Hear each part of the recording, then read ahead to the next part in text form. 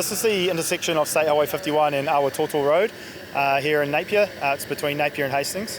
This is the site of a new roundabout as part of a wider SIP Speed and Infrastructure Program project that involves the installation of a new roundabout, intersection improvements, the installation of flexible wire rope barrier and side barrier along Marine Parade.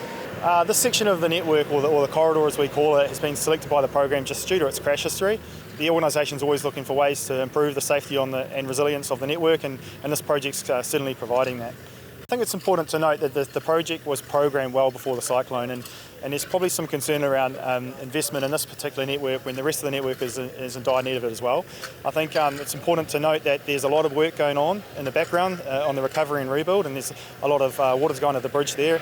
But for now, the focus is on improving this section of State Highway 51 with contractors that were available, with the funding that we had available as well, and a commitment from Mana Whenua Council, KiwiRail and others within Whakakutahi to just get this thing moving.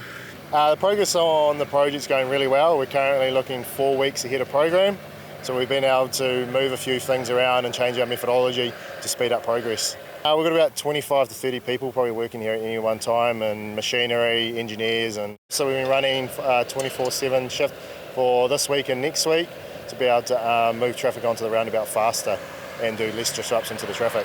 So prior to construction, we looked at the traffic volume that used State Highway 51, and so we came up with a couple of ideas to cause less disruption and keep traffic flowing.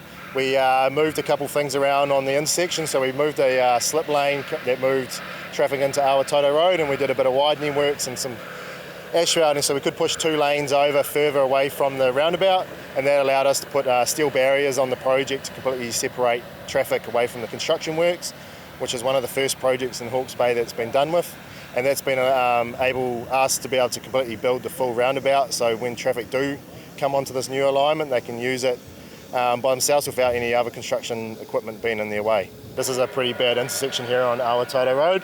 I've seen many accidents with people getting cut off, so it's definitely going to improve that and make it a lot safer on this journey between Napier and Hastings. I certainly acknowledge that there's been some disruption, and particularly this project starting so soon off the back of the cyclone. I just really wanted to ensure that the funds that were committed to the region were spent here in the region.